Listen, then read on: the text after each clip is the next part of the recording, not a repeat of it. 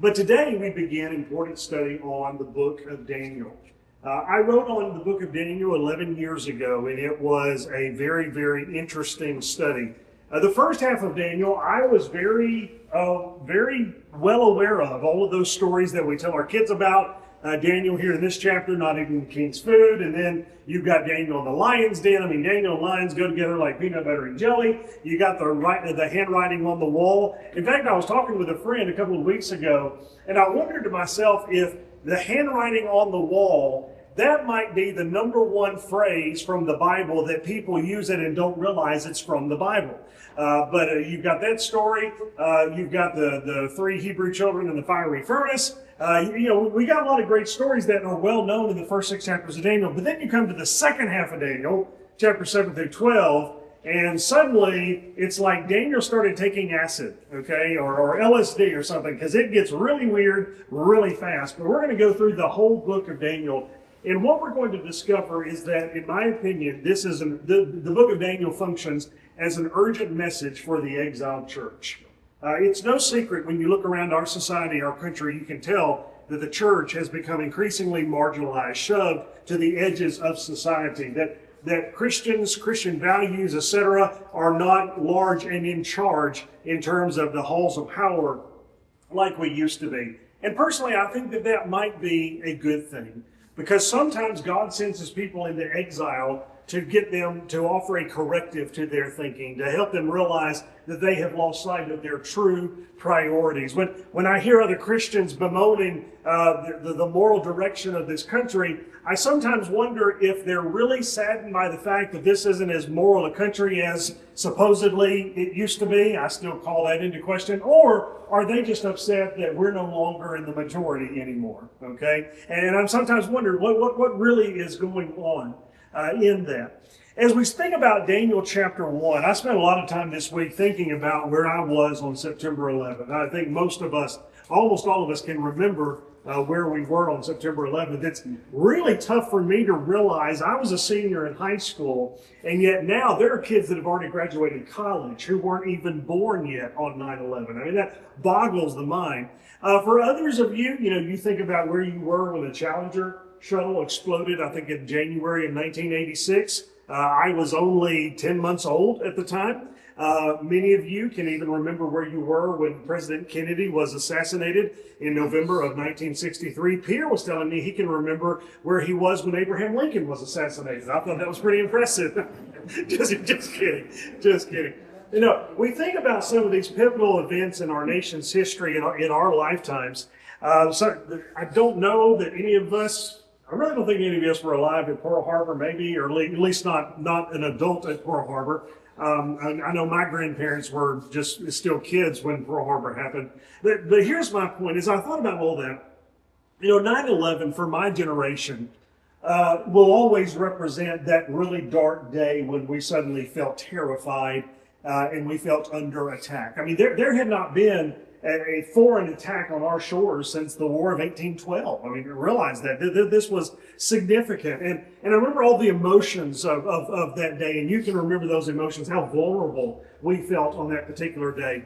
And here, as we wrapped up Kings and Bible class, and as we start this series on Daniel, we think about Daniel being hauled away from Jerusalem with his 3 friends all the way to Babylon. I want you to recognize that day or that period was far darker than 9/11.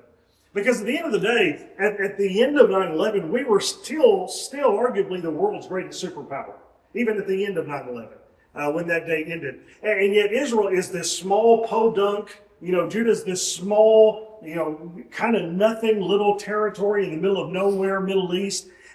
They have not been significant players on the world stage in a long time. Their city, Jerusalem, and their surrounding areas have been absolutely crushed, annihilated. I mean, you think about looking at the devastation of a F5 tornado, that wouldn't have held a candle to the destruction that Jerusalem was. We talked about in Bible class, the Babylonians literally tearing the temple, ripping it down brick by brick, stone by stone, so that nothing of any value was left. And we think about the trauma of all that. And I want us to think about it in some important lessons. Before we get into the points that I want to cover in this particular lesson, I would like for us to read all of Daniel 1 together But then I'm going to make 3 brief points and the lesson will be yours. So as we look at the text so that we kind of know exactly what we're dealing with, and why is there we go. In the 3rd year of the reign of King Jehoiakim of Judah, King Nebuchadnezzar of Babylon came to Jerusalem and laid siege to it. The Lord handed, and I want you to remember that, the Lord handed King Jehoiakim of Judah over to him, along with some of the vessels from the house of God. Nebuchadnezzar carried them to the land of Babylon, to the house of his God, and put the vessels in the treasury of his God. The king ordered Ashpenaz, his chief eunuch, to bring some of the Israelites from the royal family and from the nobility, young men without any physical defect, good-looking, suitable for instruction in all wisdom, kind of like me, knowledgeable, just kidding, knowledgeable, perceptive, capable of serving in the king's palace. Essentially, ladies, this is who you want your daughter to bring home. Am I right or am I right? These are the people these are the guys you want your daughter bringing home one day. He was to teach them the Chaldean language and literature. Now I want you to remember that statement. These men, young men of Judah, Israelites, were going to be raised in all the culture and all the teachings and the worldview of Babylon, and a lot of that stuff ran completely contrary to the law of Moses. These men of Israel, these young men, probably in their early to mid-teens, I think Daniel was roughly around 14 when all of this happened. But these young men were going to be subjected to all of this instruction and all the Babylonian ways, and a lot of those topics would have run completely against what the law of Moses allowed and condoned. And so remember that. We come to verse 5. The king assigned them daily provisions from the royal food and from the wine that he drank. They were to be trained for 3 years, and at the end of that time, they were to attend the king. Among them, from the Judites, were Daniel, Hananiah, Mishael, and Azariah. It's always been interesting to me that we remember Daniel by his Hebrew name, and yet we remember his 3 friends by their Babylonian name, which we're about to discover. The chief eunuch gave them names. He gave the name Belteshazzar to Daniel, Shadrach to Hananiah, Meshach to Mishael, and Abednego to Azariah, as my dad always called him, under the bed we go.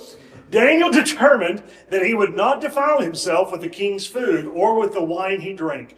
And so he asked permission from the chief eunuch not to defile himself. God had granted Daniel kindness and compassion from the chief eunuch, yet he said to Daniel, I fear my lord the king who assigned your food and drink. What if he sees your face looking thinner than the other young men your age? You would endanger my life with the king. So Daniel said to the guard whom the chief eunuch had assigned to Daniel, Hananiah, Mishael, and Azariah, please test your servants for 10 days. Let us be given vegetables to eat and water to drink, and then examine our appearance and the appearance of the young men who are eating the king's food, and deal with your servants based on what you see. He agreed with them about this and tested them for 10 days. At the end of 10 days, he looked better and healthier than all the young men who were eating the king's food. And so the guard continued to remove their food and the wine they were to drink and gave them vegetables. God gave these 4 young men knowledge and understanding in every kind of literature and wisdom. Daniel also understood visions and dreams of every kind. And at the end of the time that the king had said to present them, the chief eunuch presented them to Nebuchadnezzar. The king interviewed them, and among all of them, no one was found equal to Daniel, Hananiah, Mishael, and Azariah. So they began to attend the king in every matter of wisdom and understanding that the king consulted them about. He found them 10 times better than all the magicians and mediums in his entire kingdom. Daniel remained there until the 1st year of King Cyrus. And so when you open up this passage and you see suddenly that Daniel and his 3 friends are given tremendous success in the court of Nebuchadnezzar. For these 3 years, they were trained in all the ways of Babylon, all the thinking. Babylon was a hot spot for astrology, okay, and also the interpretation of dreams. That had been a long-standing tradition throughout that part of the world at that time. And the Babylonians had a great, rich tradition of dream interpretation and reading the stars and the omens to try and divine the future, etc. So all of this was a part of Daniel's education. You open up the law of Moses, and it's clear in how it views these types of things, astral worship and idolatry and all of these things. And so Daniel was put in a very precarious position. But what he found issue with was eating at the king's table. Now I want to I want to table that as far as discussing it until the end of the lesson. First thing, though, that I want us to think about as we think about the overall message, not only of this chapter, but really the entire book of Daniel, it's this. God provides for those who trust in Him. This is what I want you to take away from this particular chapter, that God provides for those who trust in Him. Daniel and his three friends, again, probably around 14, 15 years of age, and they are ripped away from their families and hauled 500 miles across the desert to live in a very strange and exotic libertine land. I mean, can you imagine that being a recipe for disaster? You haul a bunch of young teenage boys away from their family and their upbringing and the morality and the righteousness that has been instilled to them, and you put them far away from home. They'll probably never see their families and friends again, and suddenly they are in positions of privilege. And man, I can imagine that going bad, morally speaking, real fast, real quick, in a terrible way. And yet Daniel and his friends were men, young men of principle. And we see that in this chapter, God is taking care of them. And this was a message for the rest of Israel in exile, that God is going to take care of you if you continue to trust in Him. The first thing, though, that I want to point out from this chapter is that God is always in complete control. We notice in the very first few verses of the chapter, again, it talks about how that the Lord delivered Jehoiakim, king of Judah, into his hand. And there are several liberal scholars and commentators on Daniel and other parts of the Bible that will talk about the Babylonians conquering Judah and destroying Judah. This was really just a foregone conclusion. It was just a matter of time. It didn't matter who Israel's God was. There's no way they could have stood up to the Babylonian war machine. But that's not what Scripture teaches. It makes clear that the only reason Nebuchadnezzar was able to conquer Judah and haul off these exiles is because the Lord allowed it to happen.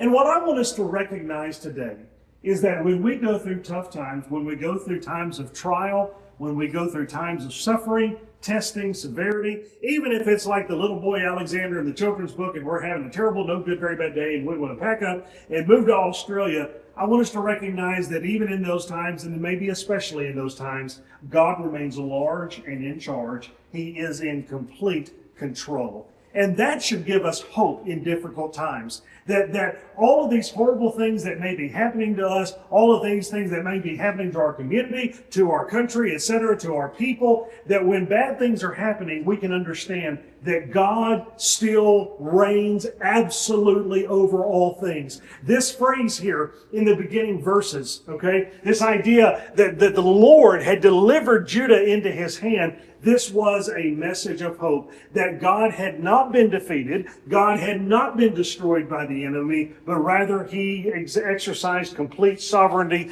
over everything as these things were happening to the Israelites. That should give us great hope and great comfort, that we serve a commander-in-chief who has never known defeat. We serve a God who is in control of everything, and we know that everything He does works for our good and ultimately His glory. You see, God was simply not just throwing Judah to the wolves to punish them punitively or severely just because He's a tyrant or a madman. God had a glorious purpose in sending Israel, Judah, into exile. And we should also hold fast to the fact that God has His purposes for allowing His people today to suffer. We may not know what those purposes are, but we can recognize that God does have a plan. He has a will, and He is working out that will for the salvation of the world, for the purposes of the gospel. And so when we read this chapter, number one, I want us to latch on to this fact that God still remained, Israel's God, remained in complete control of everything that was going on. Let me tell you something. If you lose sight of that truth during difficult times, you make your struggle even more difficult. If you start to think that you have just been subjected to the whims of chance, circumstance, bad luck, etc., that can make it a lot harder to bear up under. But if you believe in a benevolent God who is allowing these things to happen somehow, for the exaltation of His great name, let me tell you something, folks, from experience I can tell you, the book has not been yet written of all the things that we can endure if we're willing to endure it for the glory of God. And when we focus on the fact that God is in charge, it naturally leads us to the conviction that God has loved us since before the foundation of the world, and somehow, form or fashion, He is going to care for me in these difficult circumstances until I have fulfilled His purpose for me in the world. And then I'm going to be ushered into His immediate presence for all eternity if I have been faithful to Him. And so again, this message of God is in charge and God is in complete control is not meant to make us never feel bad about our circumstances. It doesn't mean that we don't have the right to be frustrated and disappointed, but rather it's to instill in us this confidence that somehow, form or fashion, things are going to be okay. I don't know what okay looks like, and that's okay. But again, God is in charge, and I trust Him because I know the great love He has for me. But number two, I want us to think about this idea that resolve, not removal, leads to success. Notice this passage. Daniel resolved not to defile himself with the royal food and wine, and he asked the chief official for permission not to defile himself in this way. As we think about this particular statement, I want you to recognize this idea that the resolve, not removal, leads to success. Daniel did not try to completely remove himself from this entire, experiment or training 3 years that was going on. And some people, some Christians throughout the ages, have had this belief or attitude that in order to survive this life, I need to completely... Well, I didn't plan that, but that really exercised my point. Some people have had this, that was really funny. Some people have had this idea that in order to remain righteous and to survive this life and still, be obedient to God, I've got to remove myself from this world, that I need to go live out in a cave somewhere. I've got to go live out in some desert community somewhere. I've got to live in isolation, and, we could go on and on, but I think you kind of know in your mind the groups that I'm talking about. I've just got to completely cut myself off from civilization, and only in that way can I live a life pleasing to God. Daniel doesn't grant that. Daniel understood that he needed to resolve in his heart not to defile himself, resolve in his heart not to disobey. He understood that resolve, not removal, is the answer. And as I thought about this, I remember thinking, this probably is not going to qualify me for the Homeschool Alumnus of the Year award, okay? But I got this real issue in Christian families of just withholding your children from everything even remotely bad or naughty. And then suddenly, when they turn 18, you've had such tight control over them. And I've seen Christian parents brag about how under control their children were. I mean, how much they had their kids under their thumb. And I remember thinking, when they turn 18, they're going to go off to college somewhere. And suddenly you take a child who's been raised under such strict control by their parents, and then they turn 18 and they go off and they're completely independent in college. Is that going to go very well most of the time? I don't think so. And of course, my kids are young and I'm the expert in parenting at this point. But again, there's this idea out there that if we can just remove ourselves from society and not have anything to do with it, okay, that somehow that's the answer to living a successful Christian life. And Daniel does not represent that at all. Daniel represents an individual saying the world is going to be the world. And I have to be in the world, but I don't have to be of the world. All right? And I, instead of removing myself from anything that might ever remotely be tempting, instead I'm going to resolve, I am not going to defile myself. I will not be displeasing to my Lord and Savior. Daniel teaches us that resolve, not removal, is important to success. But then number 3, we also learn that resolve, not rebellion, leads to success. I want us to think about this statement. Trust in the Lord with all your heart and lean not on your own understanding. In all your ways submit to Him, and He will make your paths straight.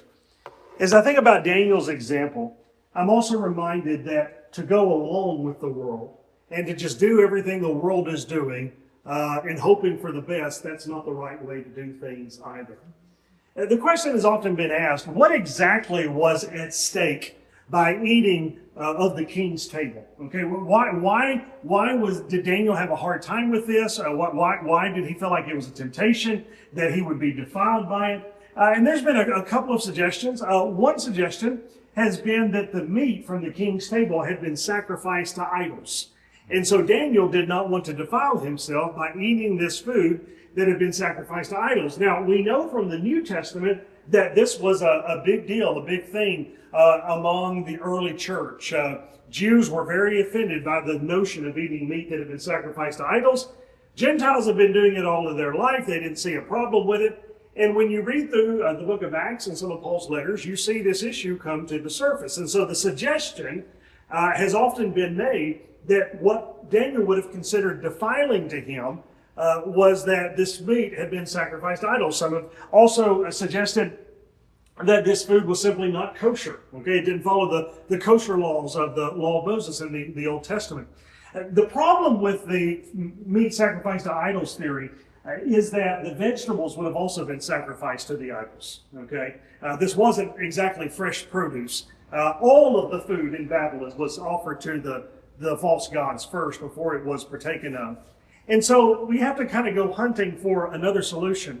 And the solution that I put the most weight on, and again, this is my opinion, but the solution that I read about that made the most sense was this, that the Persian word that's used here for food, it actually means gifts from the king's table. That's what it means. It's a Persian word, and it means gifts from the king's table. And Daniel did not want to present the idea that the reason that he looked healthy and trim and smart and knowledgeable and all these things, he did not want to tie his success to the benevolence and the generosity of the king. He wanted to tie his success to the blessing of God. And I find a lot of merit in that particular view. Daniel wanted to make sure that whatever success he enjoyed, whatever elevation, okay, whatever promotion that he enjoyed in the king's service, he wanted to make sure that he could give all the credit to God and not let the king get any of it. He wanted God to get the glory. He wanted God to get all the credit. And again, this represents this person that has resolved in his heart not to defile himself, but rather to keep himself set apart for God.